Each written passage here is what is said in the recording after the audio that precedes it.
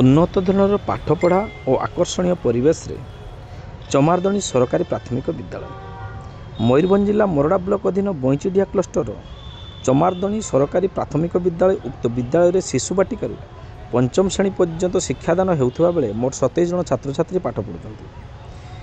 ଉକ୍ତ ବିଦ୍ୟାଳୟର ଜ୍ୟୋତ୍ସ୍ନାରାଣୀ ଜେନା ପ୍ରଧାନ ଶିକ୍ଷୟିତ୍ରୀ ଦାୟିତ୍ୱରେ ଥିବା ବେଲକୋ ମକରା ମୁର୍ମୁ ସହକାରୀ ଶିକ୍ଷକ ଅଟନ୍ତି। ତେବେ ଶିକ୍ଷକ ମକରା ମୁର୍ମୁ ନିଜର ପାଠପଢ଼ା ଶୈଳୀ ସହିତ ପିଲାଙ୍କ ସହିତ ବନ୍ଧୁତାପୂର୍ଣ୍ଣ ବ୍ୟବହାର ଓ ବିଦ୍ୟାଳୟର ସର୍ବାଙ୍ଗୀନ ଉନ୍ନତି ପାଇଁ ଯେଉଁ କାର୍ଯ୍ୟ କରୁଛନ୍ତି ସେଥିପାଇଁ ସ୍ଥାନୀୟ ଅଞ୍ଚଳରେ ସମସ୍ତଙ୍କର ପ୍ରିୟର ପାତ୍ର ହୋଇଛନ୍ତି।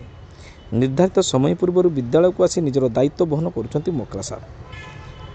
ପାଠ ପଢ଼ାଇବା ସମୟରେ ଶିକ୍ଷକ ମକରା ପ୍ରତିଟି ପିଲାଙ୍କୁ ଗାଇଡ଼ କରିବା, ଆଗାମୀ ଦିନରେ ନିଜର ଭବିଷ୍ୟତ କିପରି ଗଢ଼ି ବିଦ୍ୟାଳୟର ନାମ କରି ଅଞ୍ଚଳର ସୁନାମ ଅର୍ଜନ କରିବା ସହ ସେ ଦିଗରେ ମଧ୍ୟ ଦିଗ୍ଦର୍ଶନ ଦେଉଛନ୍ତି। ତାଙ୍କର ତତ୍ତ୍ୱାବଧାନରେ ଉକ୍ତ ବିଦ୍ୟାଳୟର ପଞ୍ଚମ ଶ୍ରେଣୀର ଛାତ୍ର ଜୟପ୍ରକାଶ ପାଳ ପୂର୍ବରୁ ତୃତୀୟ ଶ୍ରେଣୀର ବୃତ୍ତି ପରୀକ୍ଷାରେ କୃତକାର୍ଯ୍ୟ ହେବା ସହିତ ଗତ ନବୋଦୟ ପରୀକ୍ଷାରେ ମଧ୍ୟ କୃତକାର୍ଯ୍ୟ ହୋଇଛନ୍ତି। ଶିକ୍ଷକ ବହୁତ ଭଲ ପାଠ ପଢ଼ାନ୍ତି ଏବଂ ସମସ୍ତଙ୍କୁ ନିଜର ପିଲା ଭାବି ସଠିକ୍ ରାସ୍ତା ଦେଖାନ୍ତି ବୋଲି କହିଛନ୍ତି ଛାତ୍ର ଜୟପ୍ରକାଶ। ତେବେ ପାଠ ପଢ଼ାଇବା ଦିଗରେ ମକରା କାର୍ଯ୍ୟର ଦାୟିତ୍ୱ ତୁଲିଥାନ୍ତି। ଏଥିସହିତ ବିଦ୍ୟାଳୟକୁ ସଫାସୁତୁରା ରଖିବା, ବିଦ୍ୟାଳୟ ପରିସରରେ ସୁନ୍ଦର ପରିବେଶ ସୃଷ୍ଟି କରିବା ପ୍ରତି ମଧ୍ୟ ଯଥେଷ୍ଟ ଧ୍ୟାନ ଦେଇଛନ୍ତି।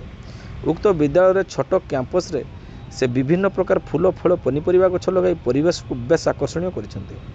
ବିଦ୍ୟାଳୟ ପରିସରରେ ସେ ବିଭିନ୍ନ ପ୍ରକାର ଫୁଲ ଗଛ ସହିତ ଆମ୍ବ, କମଳା, ଲେମ୍ବୁ, ପିଜୁଳି, କଦଳୀ, ପଣସ, ଫୁଲକୋବି, ବନ୍ଧାକୋବି, ବିଲାତି ବାଇଗଣ ଆଦି ଚାଷ କରନ୍ତି।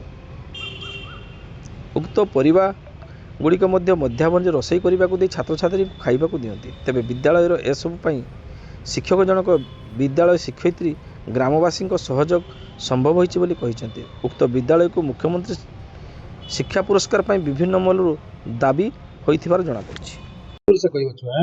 ଛୁଆ ତମ ନାଁଟା? ମୋ ନାଁ ଜୟପ୍ରକାଶ ପାଳ। କୋଉ କ୍ଲାସରେ ପାଠ ପଢୁଛ? 5 କ୍ଲାସରେ। ଆଉ କେମିତି ପାଠ ପଢା ହଉଛି, କଣ ହେଇଛି? ଆମ ଟିଚର ଭଲ ପାଠ ପଢ଼ାନ୍ତି। ମୁଁ 3 କ୍ଲାସରେ ସ୍କଲାରସିପ୍ ପାଇଛି ଓ 5 କ୍ଲାସରେ ନବୋଦୟ ପାଇଛି। କେତେ ଖୁସି ଅଛ ତୁମେ? ବହୁତ ଖୁସି। ପାଇଁ ଏତିକି ବାର୍ତ୍ତା ରହିବ ଯେ ଆମେ ଯେପରି କର୍ମ କରି ଚାଲିଛେ ସେମିତି ଅନ୍ୟ ବିଦ୍ୟାଳୟର ଶିକ୍ଷକ ଶିକ୍ଷୟିତ୍ରୀ ମାନେ ବିଦ୍ୟାଳୟର ଉନ୍ନତି କରନ୍ତୁ ଏବଂ ପିଲାମାନଙ୍କୁ ଭଲ ପାଠ ପଢ଼ାଇ ତାଙ୍କର ଭବିଷ୍ୟତ ଗଢ଼ନ୍ତୁ। ଆମ ବିଦ୍ୟାଳୟରେ ମଧ୍ୟ ପିଲାମାନେ ଭଲ କୃତି ଅର୍ଜନ କରିଛନ୍ତି।